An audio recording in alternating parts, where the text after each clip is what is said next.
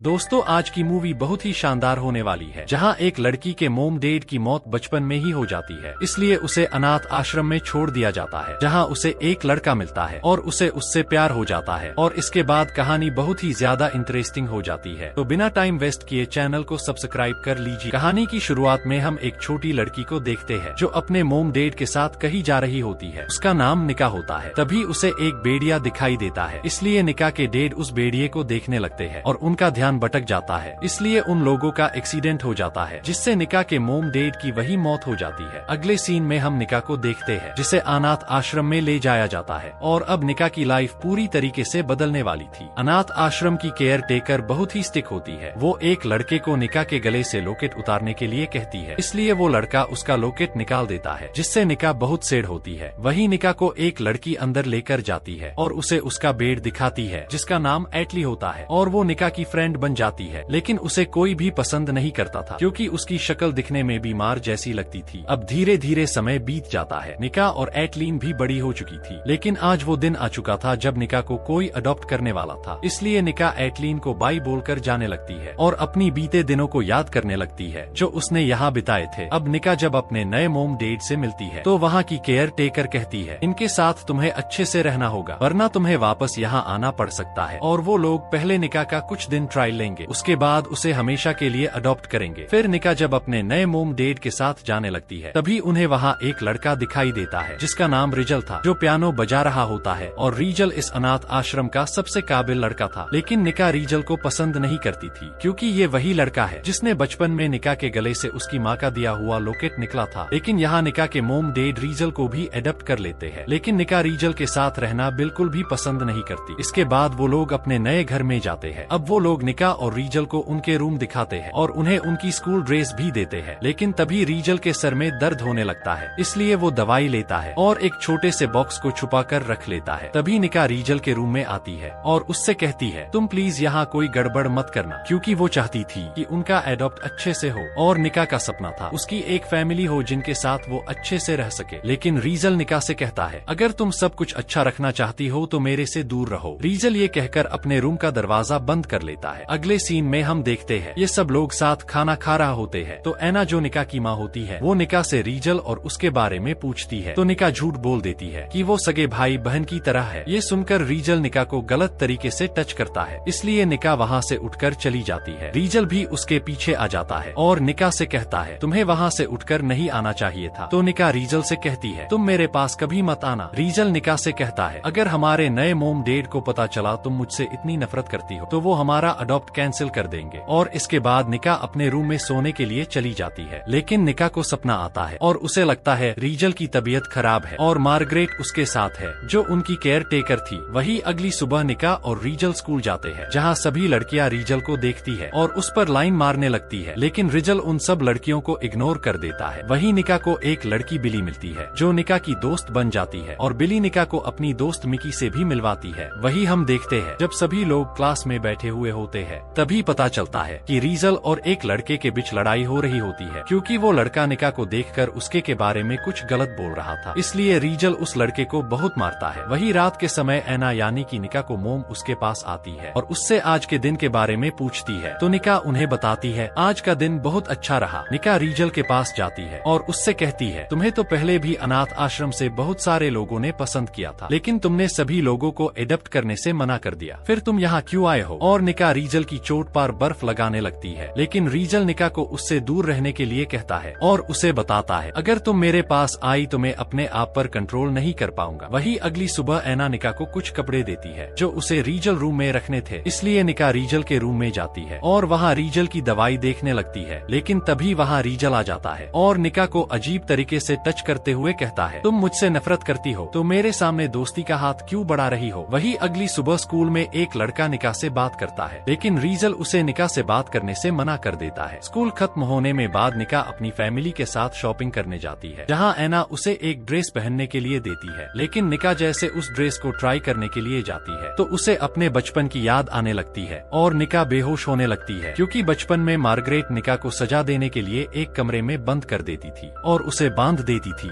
लेकिन एटलीन उसका साथ देती थी और अनाथ आश्रम में मार्गरेट निका को बहुत टॉर्चर करती थी, जिससे निका बहुत डरी हुई रहती थी। लेकिन लेकिन निका अब अपने आप को आजाद महसूस करने लगी थी। वही निका ऐना के पास जाती है और उनसे पूछती है, आज गार्डन में इतने कम गुलाब क्यों है? ऐना निका को बताती है कि आज रोज डे है। वही निका जब स्कूल में जाती है तो वो देखती है मिकी के लॉकर में बहुत सारे रोज होते हैं, पर बिली के लॉकर में एक ही रोज था, लेकिन निका के लॉकर में ब्लैक कलर का रोज होता है। तो मिकी बताती है, जिसने भी तुम्हें ये रोज दिया है वो तुम्हें बहुत प्यार करता है। तो निका समझ जाती है ये उसे रीजल ने दिया है, इसलिए वो घर जाकर रीजल के रूम में जाती है और उसे वो रोज दिखाते हुए कहती है, तुमने मुझे ये क्यों दिया? लेकिन रीजल उसकी बातें ना सुनकर उसे बेड पर गिरा देता है और उसे किस करने लगता है। लेकिन तभी ऐना निका को बुलाती है और उसे बताती है, एक लड़का तुमसे मिलने आया है। ये वही स्कूल वाला लड़का लियो होता है जो निका को अपने साथ घूमने के लिए ले जाता है। रीजल भी उन्हें जाते हुए देख लेता है। लियो निका को एक रेस्टोरेंट में लेकर जाता है जहाँ वो दोनों एक दूसरे से बहुत सारी बातें करते हैं। लेकिन जब वो घर आने लगते हैं तो बारिश आ जाती है और इसी मौके का फायदा उठाकर लियो निका के करीब आने लगता है। वही रीजल भी देख रहा होता है और काफी परेशान होता है, लेकिन निका लियो को मना करके घर आ जाती है। और वो जब रीजल को पियानो बजाते हुए देखती है तो वो अंदर ही अंदर रीजल की तरफ बढ़ने लगती है। निका जब रीजल के पास जाती है तो रीजल उसके ऊपर गुस्सा होता है और निका से कहता है, तुम मेरे पास मत आओ और मुझसे नफरत करो। वही निका जब खाना खा रही होती है तब लियो उसे एक वीडियो भेजता है जिसमें रीजल ने लियो को मार मार कर उसका बुरा हाल कर दिया था। जब रीजल घर आता है तो निका उससे पूछती है, तुमने लियो को क्यों मारा? क्या चाहते हो तुम मुझसे? लेकिन अचानक रीजल की तबीयत खराब होने लगती है और रीजल को बहुत तेज बुखार आ जाता है। वही उनके पेरेंट्स भी ट्रैफिक में फंसे हुए थे। निका रीजल को अपने रूम में लेकर जाती है और उसके कपड़े उतारती है और ऐना से टेबलेट्स के बारे में पूछती है और रीजल को टेबलेट देती है। लेकिन रीजल निका से कहता है, तुम मुझसे कभी दूर मत जाना। ये सुनकर निका अपने आप को रोक नहीं पाती और रीजल निका के साथ रोमांस करने लगता है और निका भी उसमें डूबने लगती है। और इसी के साथ हम फ्लैशबैक देखते हैं जब अनाथ आश्रम में मार्गरेट ने निका से उसका लॉकेट लिया था। उसे रीजल ने अपने पास रख लिया था और एक दिन जब मार्गरेट रीजल को सजा देने वाली थी तो रीजल ने अपना हाथ काट लिया। और बचपन से ही रीजल निका से बहुत प्यार करता था, लेकिन वो ये बात निका को नहीं बताना चाहता था। वही हम प्रेजेंट का सीन देखते हैं। निका और रीजल साथ सो रहे होते हैं, तभी उनके पेरेंट्स भी आ जाते हैं, इसलिए निका रीजल से दूर हो जाती है। लेकिन रीजल उसे दूर नहीं जाने देता। निका अपने रूम में जाकर इन सब के बारे में सोचने लगती है और अगले दिन वो नॉर्मल हो जाती है और वो एक दूसरे से बात करना बंद कर देते हैं। निका अपनी फ्रेंड मिकी और बिली के साथ ही रहने लगती है। वही निका जब मार्केट से घर आ रही होती है तो वहाँ लियो आ जाता है। वो निका से पूछता है, तुम मेरे से बात क्यों नहीं कर रही हो? मैं तुमसे प्यार करता हूँ। लेकिन निका उसे मना करके वहाँ से जाने लगती है। तभी निका के हाथ से उसका बैग छूट जाता है और उसमें रखा गिफ्ट टूट जाता है जो निका ने रीजल के बर्थडे के लिए लिया था। निका जब घर पहुँचती है तो वहाँ उसके मोम डैड के दोस्त और उनकी बेटी आई हुई थी। वही आज रीजल का बर्थडे था तो निका ने अपनी फ्रेंड एटलिन को भी इनवाइट किया था। फिर वो लोग रीजल का बर्थडे सेलिब्रेट करने लगते हैं और अब ऐना फाइनली रीजल और निका को अडॉप्ट करने वाली थी। लेकिन ये सुनकर आलिया को गुस्सा आ जाता है और वो ऐना से कहती है, तुम अपने बेटे की जगह किसी और को कैसे दे सकती हो? क्योंकि आलिया ऐना के बेटे से बहुत प्यार करती थी जो अब इस दुनिया में नहीं है। आलिया की बातें सुनकर सभी लोगों का मूड खराब हो जाता है। वही हम एटलीन और निका को देखते हैं। एटलीन निका को बताती है कि वो और आश्रम के सभी बच्चे मिलकर मार्गरेट पर केस करना चाहते हैं, इसलिए हमें तुम्हारी मदद चाहिए क्योंकि मार्गरेट ने सबसे ज्यादा तुम्हें ही परेशान किया था। लेकिन निका उसे मना कर देती है और कहती है, अब मैं मार्गरेट से नहीं लड़ सकती। वही एटलीन रीजल से मिलती है और उसे कहती है, तुम निका को सब सच क्यों नहीं बता देते कि तुम उसके लिए ही यहाँ आए हो? लेकिन रीजल निका को सच नहीं बताना चाहता था क्योंकि उसे लगता है उसने सच बताया तो वो उससे उसकी फैमिली छीन लेगा। वही रात के समय निका रीजल के पास जाती है और उसे कहती है, आज तुम्हारा जन्मदिन है लेकिन मैंने तुम्हें कोई गिफ्ट नहीं दिया, इसलिए आज तुम जो चाहे मांग सकते हो। ये सुनकर रीजल निका के करीब आने लगता है और उसे किस करने लगता है। तभी वहाँ लियो आ जाता है और वो निका से कहता है, मैं तुमसे बहुत प्यार करता हूँ और मैं तुम्हें किसी और के साथ नहीं देख सकता